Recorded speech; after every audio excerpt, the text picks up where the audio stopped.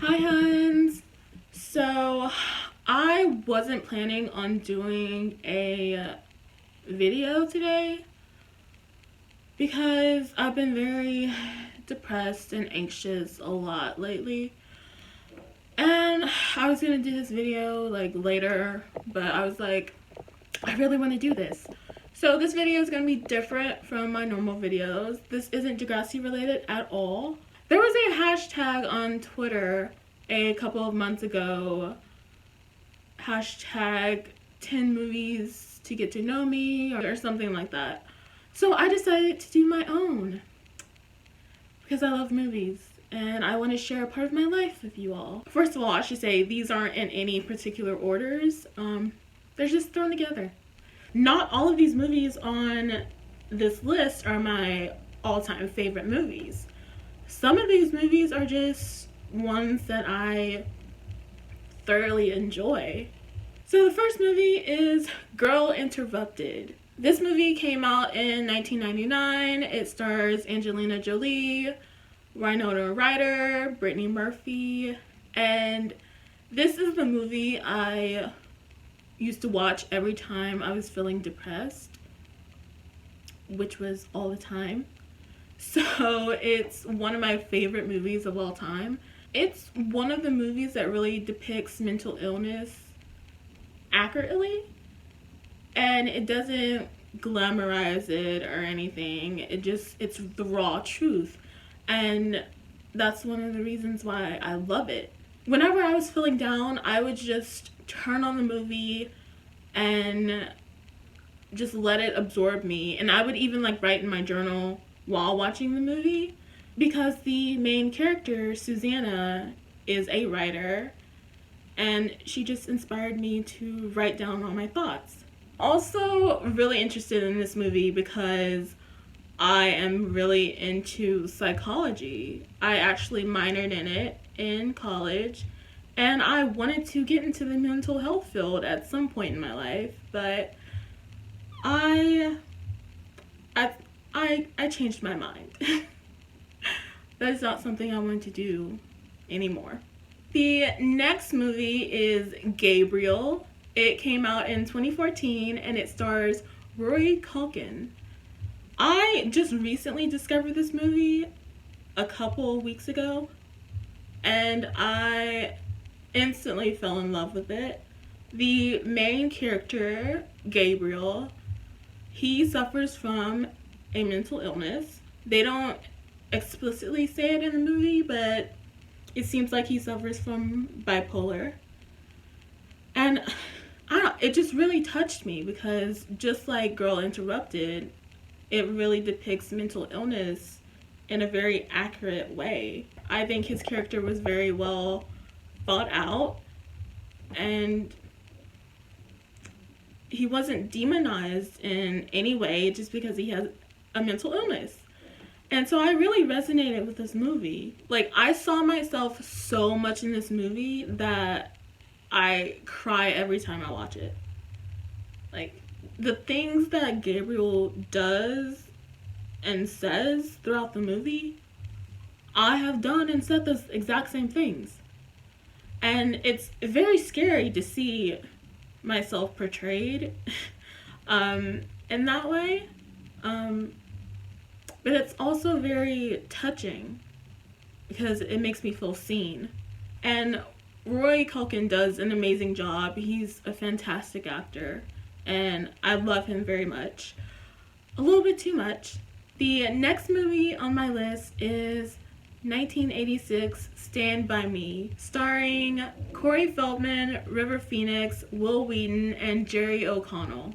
It's about these four boys who are friends, and they go on a journey together.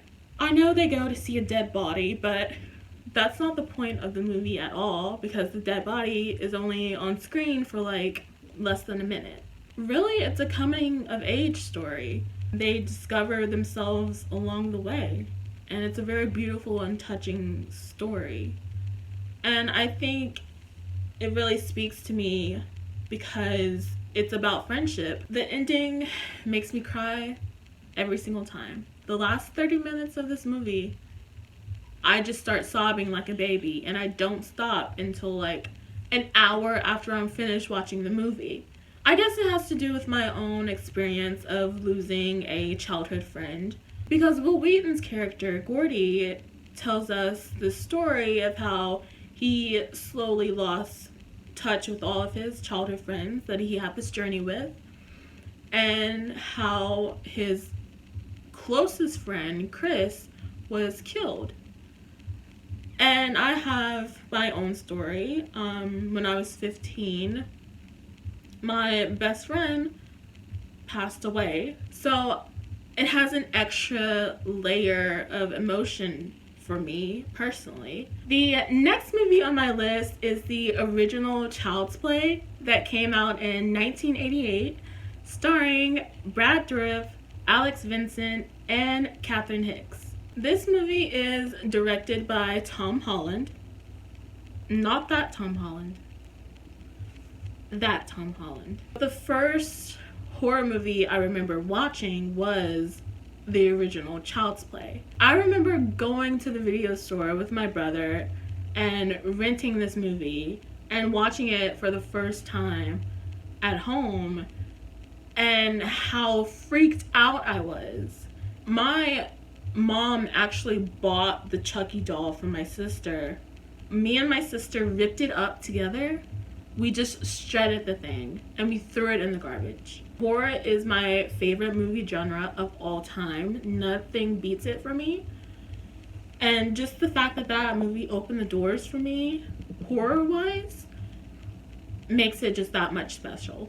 The next movie is A Christmas Story. It came out in 1983 and it stars Peter Billingsley.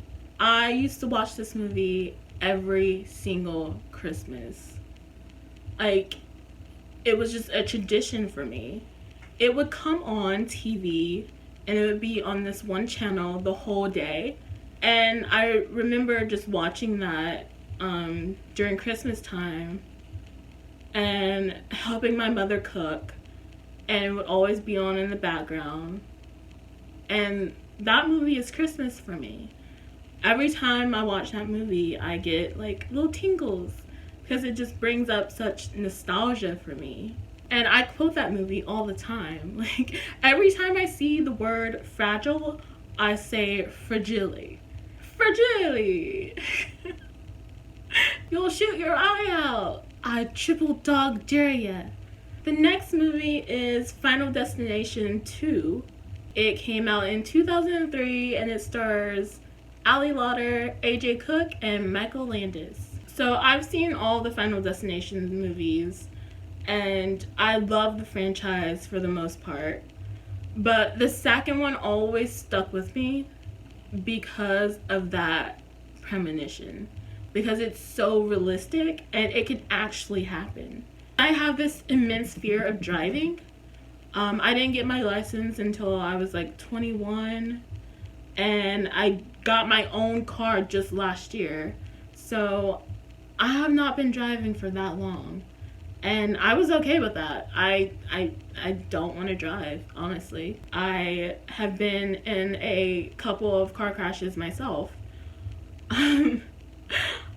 None of them my fault, by the way. And I was actually involved in a car fire a couple of years ago.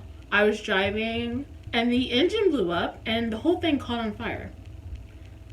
And that traumatized me so much. And that is so much like Final Destination 2. And I think we all know the scene of the log truck. If you've seen that movie, you cannot drive behind a log truck. Every time I drive behind a log truck, I switch lanes as fast as I can. The next movie is Harriet the Spy, which came out in 1996. It stars Michelle Trachtenberg and Rosie O'Donnell. This is one of my favorite childhood movies of all time. I remember having that orange VHS tape. I definitely relate to Harriet. She's just this like weird girl who spies on people, and she's just like a little creep. And like that was me as a kid. I was this little creep that spied on people and wrote down what they did. Don't ask me why. I don't know.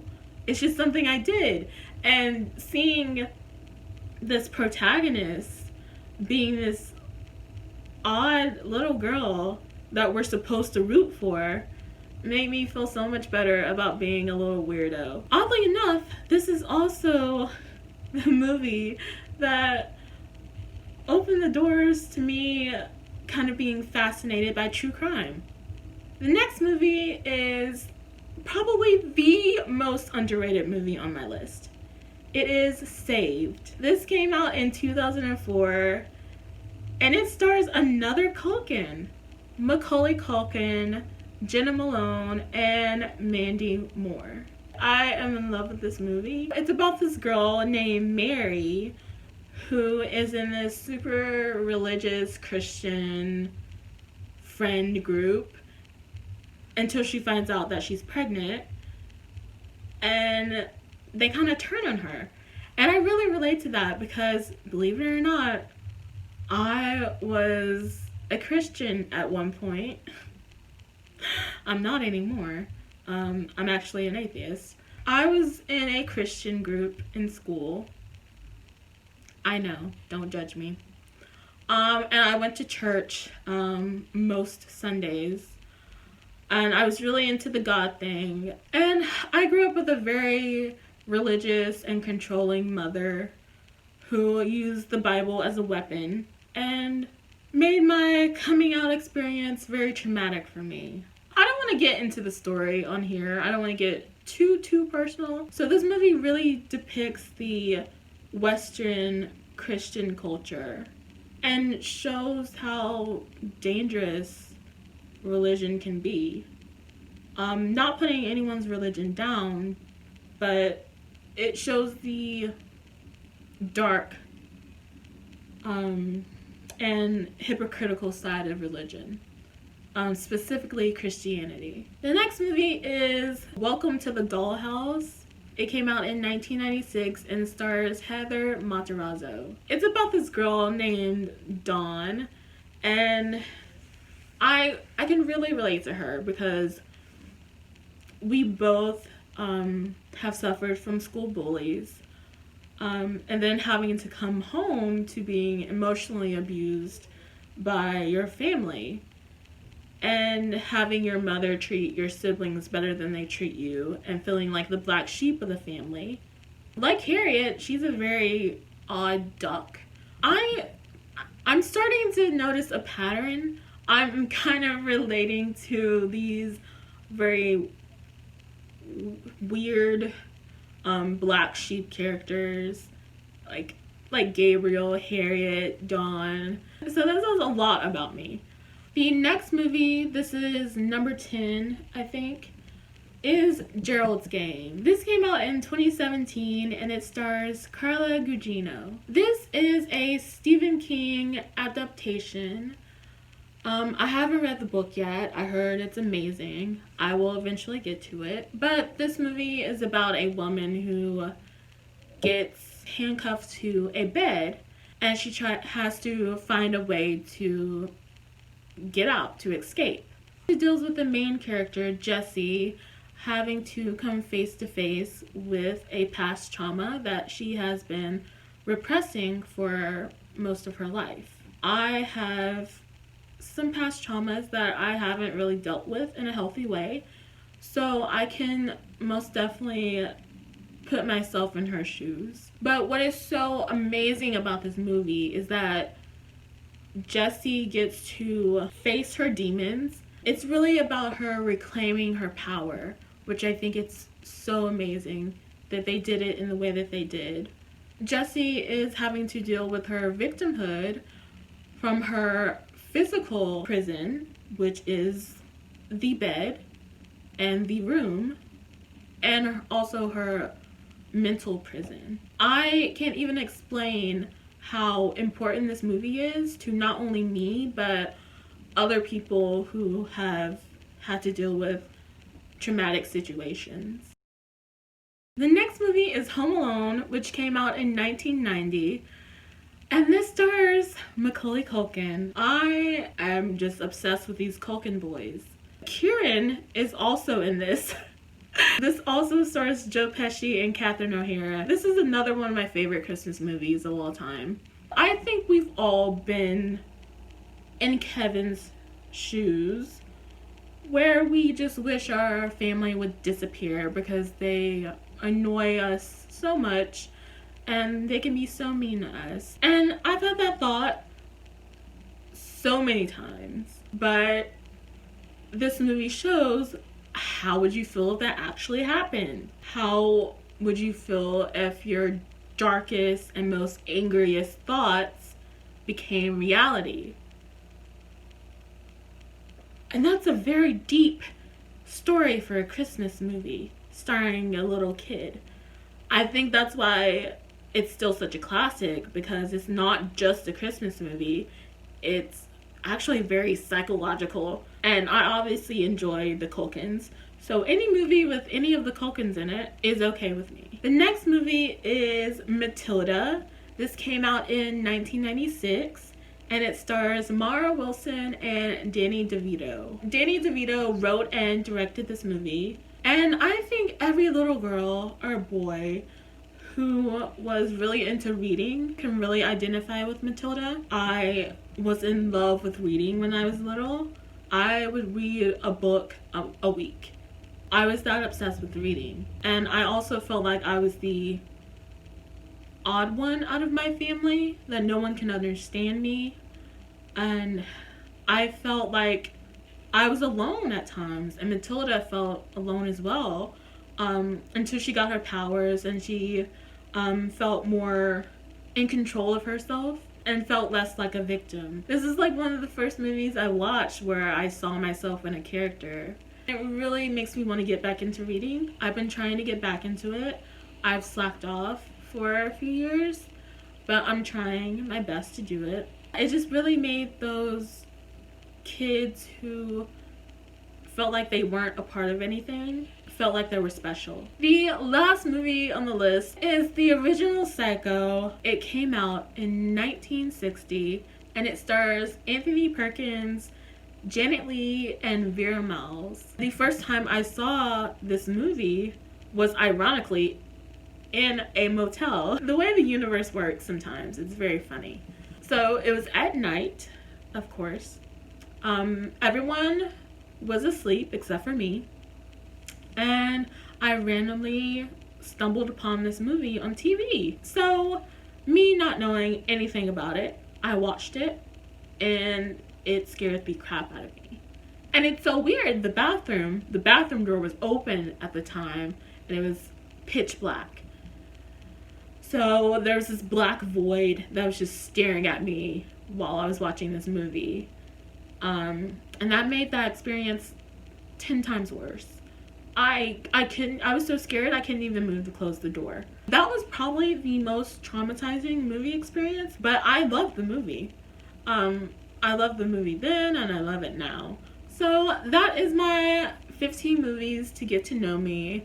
I will be very happy to see your list of movies to get to know you. You can put them in the comments. I'll be happy to read them. Alright, thank you so much for watching. Make sure you like and subscribe.